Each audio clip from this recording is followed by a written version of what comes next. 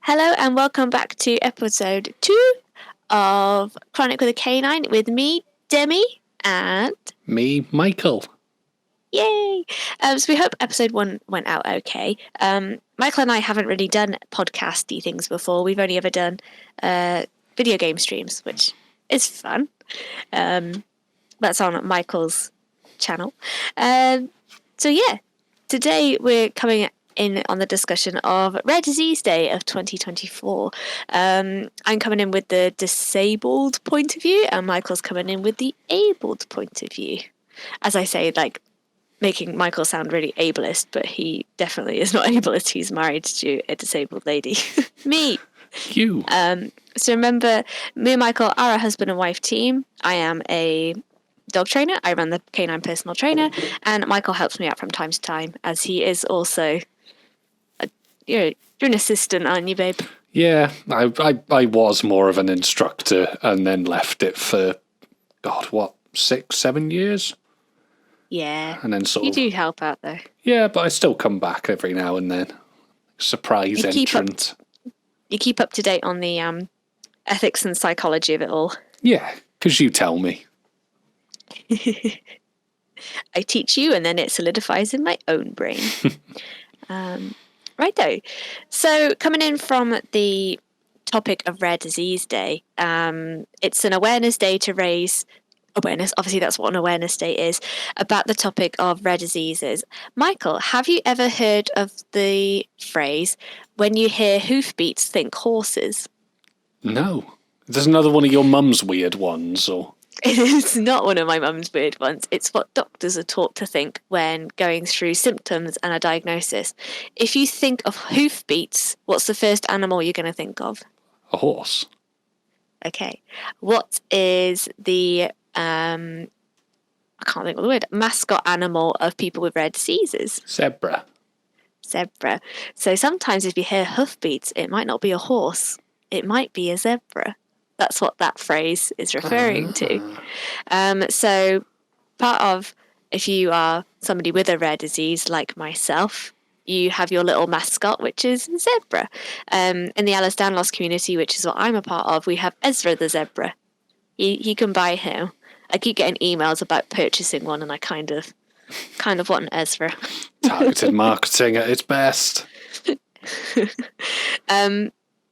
So, apart from me telling you that we were going to talk about Rare Disease Day, were you aware that it was Rare Disease Day, Michael?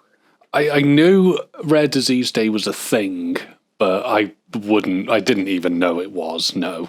It's my honest answer. I wouldn't know what day off the top of my head, and I wouldn't normally look, truthfully. That's fine. Obviously, we have different social media pages, so on mine, it's everyone's getting ready for Rare Disease Day, because I follow so many different influencers that have rare diseases, lots of influencers with Ehlers-Danlos or encephalitis and things like this. Whereas your For You page looks more like Halo and COD. Cats. Cats. German Shepherds. And Spaniels. Worlds apart. Absolutely worlds apart. So... That's interesting. Before me, did you know anyone with a rare disease?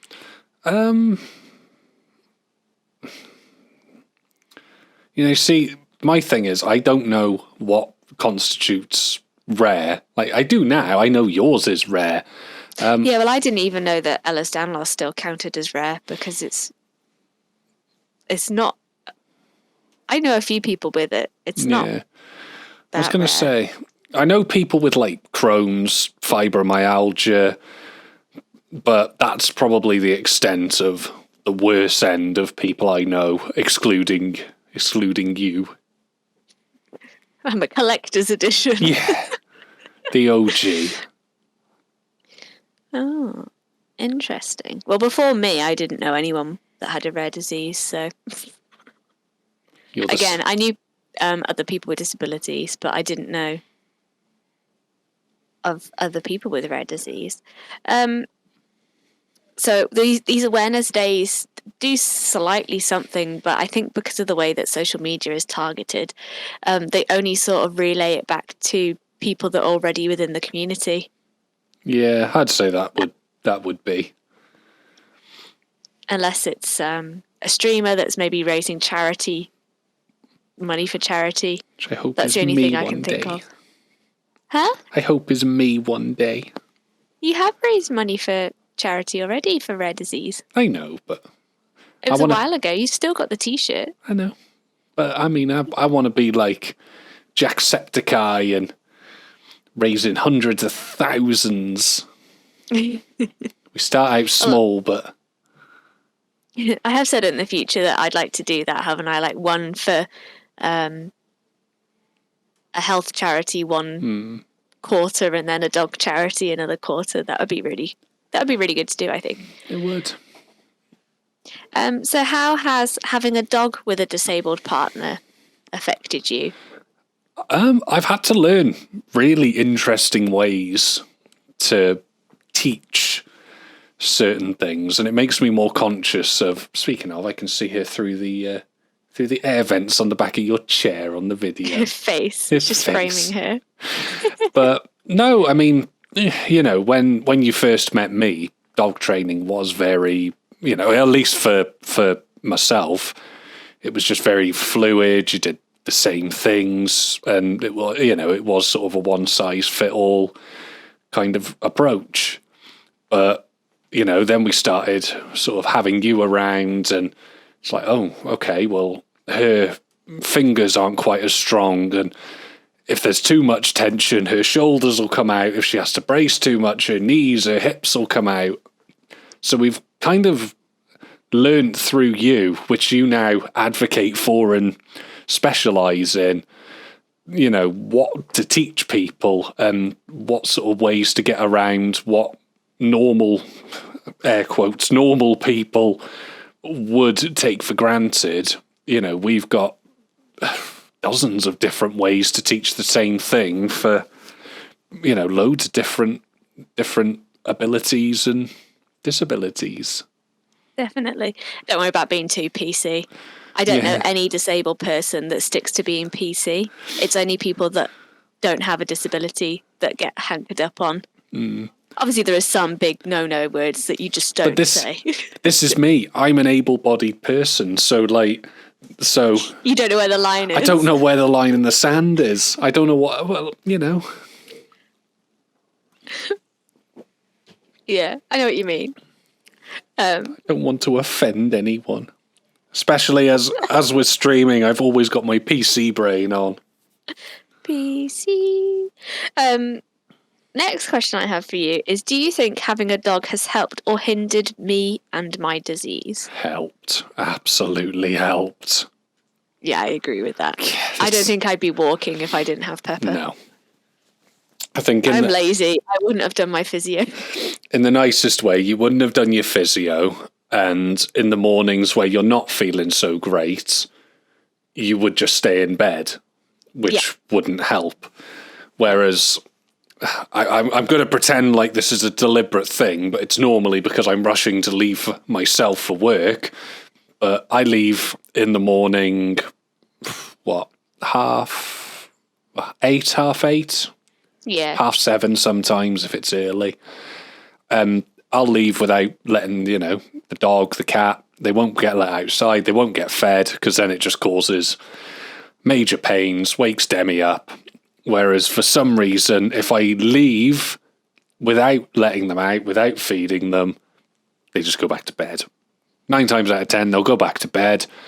And eventually, once Demi starts stirring, then it's like, right, okay, now it's feeding time. Now it's letting out time. And Demi does not get the peace to lie in bed. The human in charge is awake. Yeah. The spare human's gone to work. We don't care about him. The human in charge has left, so the real human in charge is now left to feed us, and she is awake. I mean, this morning, I didn't feel Pepper move at all. She ran down about 3 times because I kept shuffling my gym bag. Food? Yeah. Food. Oh, bless her. So optimistic. Iggy did scream for you when she left. That's what woke I me know. That made me sad. She never normally screams for me. she's doing that one where she just stands in the middle of the hallway and just goes, meh. Yeah, the big scram. Yeah, even Pepper was like, what the heck? So, yeah, I would agree that having a dog has definitely helped me rather than hindered me. And on the days where I'm not there, you've got a nice little cuddle buddy. My cuddle bug. I mean, yeah, I've got a little... I mean, she does actually help in other ways. If I ever drop stuff, she's not a service animal at all, but she does help in her own little ways. Especially if we ever go walking together. She's got a pole command, doesn't she? So. Yeah, get you up the hills. Go! Momentum! Mush. Mush. Did you want to talk about your charity events that you've done in the past for raising awareness around rare diseases?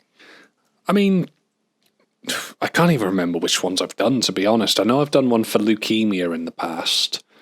I think we raised about £500 for that. And then I think we did one for Mind, which is a mental health charity. These are all at least 4 years ago, a little bit more maybe. But yeah. You have done one for Ehlers-Danlos. Genuinely, I can't remember. Because leukemia was the red t-shirt, wasn't it? Yeah. Mind was... You didn't get a t-shirt for that. Didn't get one. But the Ehlers-Danlos one was that bright yellow one.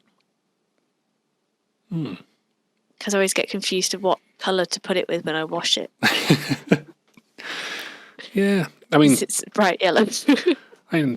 I'll have a look back and confirm all of this, but yeah, I mean, I try and use... I'm no... By any stretch, I'm not, a large creator at all. But I mean, we've got a few people, sort of well-rounded people, and we all just contribute using stupidity in gaming and, hopefully try and just raise a little bit of awareness and some money for funding these kind of things, because it's just nice to give back where you can. And you say this nice little buddies and stupidity. They were at our wedding. Yeah, they were. They started out being friends with my brother online, who, once I started creating content, melded in with them because they were my brother's friends. My brother stopped doing it, still speaks to them. And, there was, 5 of them, excluding their partners, came to our wedding last year, and were physically there to hold and be jolly with. Cute. No, it's cute. So what do you think about inclusivity in dog training in general? I have my opinion on it, but I want your opinion first. I get the feeling I'm going to say the wrong thing here. No. It's no wrong thing. It's a discussion. I mean, if you'd have asked me again 7 years ago, I'd say, yeah, inclusive, fine, perfect. I know that's not the case now. I think it depends on where you go and who you go to, because we know instructors that, they've gone through an education, they've gone through,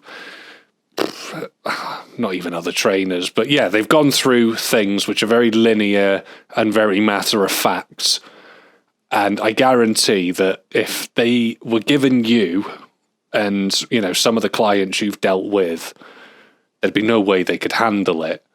It would be if they were given me and Pepper at the beginning of her reactivity journey. Yeah. That would be like the worst possible combo. But this lady that falls apart with an angry spaniel. But no, I do think there needs to be a lot more inclusivity available for, again, every aspect of disability, because a lot of, even within the same brands of illness. Branches? Branch, yeah. Say the branch. Branch of illness, yeah. I know what you meant. Yeah. Like brand of spaniel. Yeah, exactly. But even within, the same sort of umbrella of illnesses, disabilities, there's still a lot of different ways it can affect different people. Like your Ehlers-Danlos loss, you're one of the lucky ones. Yours is actually, while still not diminishing how bad it can be, it's nowhere near as bad as it can be. Yeah. I mean, I've got my funny hips and my shoulder and my hands and my knees and my feet and my neck. But I'm strong enough to be able to walk around most of the time. I don't have to spare energy by using a wheelchair, which is a whole conversation in itself. I have used wheelchairs in the past, but I always get funny looks for using them. I was going to say, can't be bothered. You've had some funny looks around Sainsbury's, me pushing you around on a wheelchair. It's because I was standing up. And if you use a wheelchair, you're only allowed to be paraplegic or not use one. You can't just use one to rest. Yep. Not allowed to do that. You are. Of course you're allowed to do that. You can do whatever you want with a wheelchair. Yeah. It's like walking out with a blue badge in a disabled parking spot, but you've walked out of the car and not got a wheelchair. How dare you? You don't need it. I always remember Mum used to ask Sam to limp a bit more with his blue badge. That doesn't shock me. Because obviously he's cerebral palsy, isn't he? Yeah. And he had AFOs on. When you're wearing trousers, you can't see them, so he couldn't walk very far. But because his AFOs made him walk so well, he didn't look like he needed the parking space. Mum was like, just limp a bit. And he's like, what? Obviously, he doesn't have a blue badge anymore because he can walk quite far now, but that's just brought up my memory. I mean, lovely clients on Monday. I went to class with my crutch, didn't I? Just because getting up and down from sitting when I was assisting was hurting. So I've had the crutch, at least I've got something to balance on. And I forget, just because of my little family bubble, if I've got my crutch, nobody questions it, do they? No. It's just like, oh, she's got an extra leg today. Whereas if I'm around clients that don't know me as well, it's, oh my God, what have you done? Are you okay? And it's just like, this is normal. Yeah. Even our neighbours. Usually I can wear braces and supports that you can't see, but today I need this. Even our neighbours, where like we've lived here for 7 years, and they saw you with your crutch this week. Are you okay? I'm normal. This is just, I'm in pain today a bit more. Yep. And I can't take tablets. Yeah, it's not bedtime. Yeah, it does make me chuckle. I would like some new crutches. Some pink ones. Yeah, hot pink crutches. We'll sort those for you. Yeah, they'd be good. What else was I wanting to ask? Oh yeah, it's talking about inclusivity in dog training. Yeah, it's pretty bleh. If anyone is saying that they're inclusive, it's pretty low effort. The bare minimum for all dog trainers these days should be social media when they're posting is that every video and picture they're posting needs a video or image description. You've got people out there that either don't understand the context of what you're doing through disabilities like autism, or you've got somebody with partial sight or even blindness that can still consume your content, but you're missing out on an audience there because you're not describing what you're posting. These days you have auto captioning on videos. That's bare minimum. All you have to do is click yes. You can even get away with not checking the captions. I mean, I write my own captions because I don't trust the automatic ones, because sometimes I slur my words, so they say some very strange sentences. I have seen. That's why I write my own captions up. My newsletter, I audio record it. Yeah. Some people are dyslexic and can't read all that. It's just, yeah. Even in online dog training, you can make so much difference in terms of accessibility physically, so many people are running before they can walk with training, putting equipment on their dogs that doesn't need to be there just yet. Obviously, there's a safety thing there, but yeah, it really frustrates me. That's a whole can of worms. We could probably make a whole episode on that at some point. I could do a whole 7 episodes at least on that. I mean, I have my ethics about training, and I don't know many people with similar ethics to me apart from those that I hang out with. Yeah. But I just remember going to a Hooper session, not with the people that I'm registered with now, just one out of curiosity. Do you remember the one in the barn? Yes. I'm talking, God. It was when we first moved in, wasn't it? So about 6, 7 odd years ago. 7 years ago, yeah. Pepper wasn't reactive yet. No. And we took it to this barn, and I was like, oh, I can't run. This is why I want to do hoopers. And they're like, oh, you have to move a bit. And I was like, I cannot run on sand. No. Plus, I know how to teach hoopers now properly. There is no movement involved if you don't want to. If you build on the dog's drive enough to value the equipment, you don't have to move. That's why I do courses sat in a chair, because I just sit on a spinny chair. And this lady going, oh, well, you shouldn't really have a dog then. Never mind a Cocker Spaniel. Yeah. What a disgrace. I now have 2 that I share with my arthritic mother. But I always remember her miniature poodle got out of control, and it ran at Pepper, and Pepper decked it. And that was when she was reactive. Yeah, that was just going, can you fucking pack it in, stupid poodle? Stop it. Yeah, I was like, oh my goodness. Karen had Benji. Aww. And Benji was just sat there like... He was ready to have a word with the poodle, being a Sheltie. But because it came... I think within half a foot of Pepper, she just decked it. And then it went back to its owner, going, oh my goodness, that Cocker Spaniel's just put me back in line. She's just a tiny German Shepherd in her brain. And... hang on. Oh, bless her. She's flat out behind me. Oh. Excited, never stop spaniel. I know. It really, that's a whole thing in itself. Or if you've got a disability, don't get a spaniel. Well, it depends, isn't it? She's not half as active as people say on these forums, is she? God, I wouldn't even say she's 3/4 as active as people would think she is. No. That dog's lucky to get a walk once every other week. But that makes it sound awful. But there is a but. Go on, explain your but, Michael.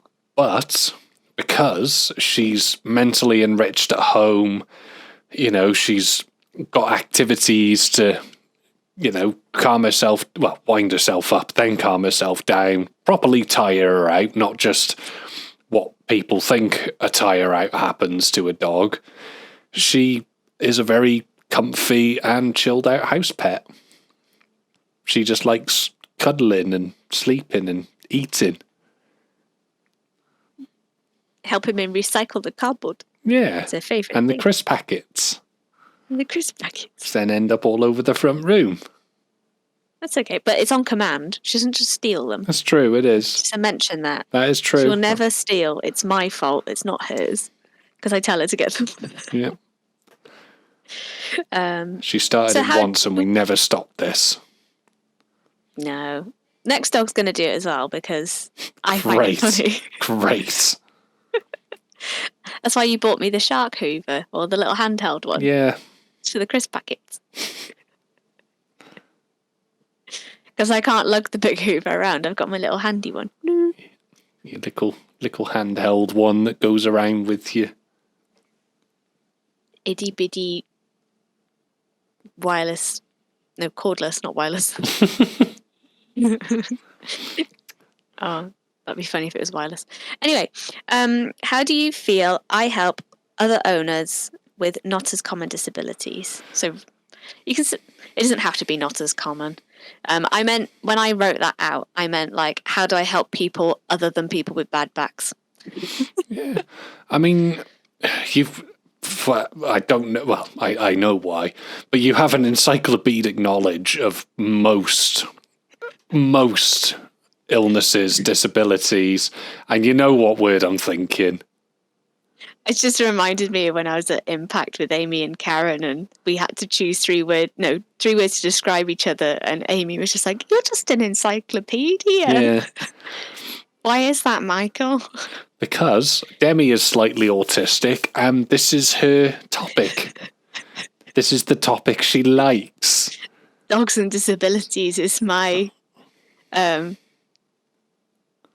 Oh my god, I can't think of the word. She's panicking. She's panicking. She's going to lose her job.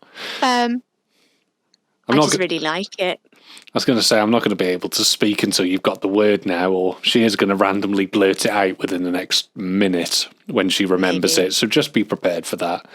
But no, Demi has encyclopedic knowledge of disabilities, illnesses, how they can affect. Niched? Yeah. No. Hang on, I'll go back to thinking. Yeah. Scream it out when you've got another one. And she'll be able to sit down with a client. It's like, right, okay. She'll take the time to speak to somebody. What disabilities have you got? What illnesses have you got? How does it affect you? What parts can't you do? And you'll take the time to just get to know. And from your own experience, you'll be able to come up with a plan quite handy, just to be able to, like, well, I get something similar to this, and when I have this, I do this. Special interest, that's what the communities say. Special interest, that's it. So, yeah, and the fact that you're a dog whisperer as well, and especially specifically spaniel. I was about to say, especially for spaniels. A lot of guarding breeds don't like me because I look like a child. Yeah. Got a lot of rotties that don't like you. I think it's just the energy I give off. Yeah. You're not the energy for a guarding breed. Proper bred rotties don't give a shit about me. But they often don't have issues, so I never see them anyway. It's usually the ones that, funnily enough, every single one that hasn't liked me has had hip dysplasia. Yeah. And it's not funny because I know that's pain, but it's just funny that it's all Rottweilers with hip dysplasia. Yeah, it's sad. It is very sad. It's just bad breeding practices. Which are still allowed to be gotten away with. Yeah, it's a whole different topic in itself. Yeah. I say with two dogs that are not to standard. I mean, that's not my fault. I mean, I was going to say, Pepper's a better backyard bred dog. She was very well looked after, and oh yeah, definitely. She was. The parents are healthy. Yeah, she was in a loving home as well. They weren't just locked outside. No, backyard bred is the wrong term there. Yeah, Clementine. Though I don't actually know. You know better than I do. She is from a. Clem is from a shooting estate, more South Wales. It's still North Wales, but it's south of North Wales, Mid Wales. There we go. That is the term. And all the pups that were accounted for in there already had homes, and there was 3 extra that nobody wanted. So that's why she was given to a pet home. And she's a full working cocker, isn't she? Yeah. So she was eating plasterboard, and I was taking her out for socialisation, and the owners just couldn't cope with her. So I went, Mum, there's a nice spaniel puppy that needs a home. I'll pay for her. Yeah. And I still do. I pay for her and I train her, and Mum just gets to love her. And she prefers Mum over me, but that's fine. I think she even starts to prefer me over you at the moment. Oh, it's only because I pressure her, because I take her to stooge with the reactive dogs. Nobody else does that with her. Nope. This is why Pepper cuddles me more as well, because I never yeah, put her. because nobody else puts them under pressure. No, I'm just there for the fun. Teaches them everything. Yeah, I'm just there for the fun dad things of cuddling when mum's gone. But who do they perform for when asked? Yeah, we were trying to get Pepper to. She's very good with shoulders, so Demi can just. So I'm gesturing it as if you can see it, but she can gesture her shoulders, and Pepper will do a nice little spin in the direction of the shoulder that's been turned. Again, part of training for sort of... Yeah, her leg change. She has a leg change cue via shoulders, so that I don't have to cue her verbally to move out the way. There you go, the dog nerd breakdown of it. But we tried to get her to do it for me the other night. Even, full treats, everything, the most walked through that you could imagine, and she kept looking to Demi for help. So in the end, what the heck is he doing? Why is he just? Why is he trying? Spinning around in his dressing gown, trying to make a cup of tea, and asking me to do a 360 spin just on shoulders. Mum, he's trying. Why is he doing that? He's just supposed to be a chair. Yeah. Yeah. Why is the furniture asking me something? Go get me a snack, Mum. Why is the man that drives the truck talking to me? No, call it its real name. Twuck. Twuck. The big white twuck. Big white twuck. Cool. So, this has been a in-pain Demi that would like to take her pain medication. Speaking on Rare Disease Day with my lovely husband. Hello. Michael. For Chronic with a Canine. So we shall see you, or you'll hear us, in 2 weeks' time for episode 3, which will, I think by my schedule, be regarding crufts. Oh, woo. We love crafts. Well, I love crafts. Michael doesn't like crafts. Michael likes once. Dogs. Go on. You went once. I went once. I didn't like it. It was too busy. So I will stay and look after everyone else's dogs while they go to crafts. Michael doesn't like crowds. Which is why I would like to make some proper art for the podcast cover. And I have the idea that Michael has always, to me, looked like a German Shepherd. He's got a big nose. No chin. He's got no chin, which, like, some German Shepherds have such big noses that you can't feed them properly because their chin's receding. He's got a slightly receding hairline, which reminds me of the, like, gold tints that Shepherds have on their foreheads. You don't have the big ears to go with it. No. Calm down, ladies. I'm taken. And then I'm just a Cocker Spaniel. Yeah. Specifically the ones with that are liver with the like blonde highlights that they have naturally. That is you. It's me. So I think I might do that. That would be funny. Just the time. There is that. What? Sorry, the time. Yeah, I know. Between reactive dogs,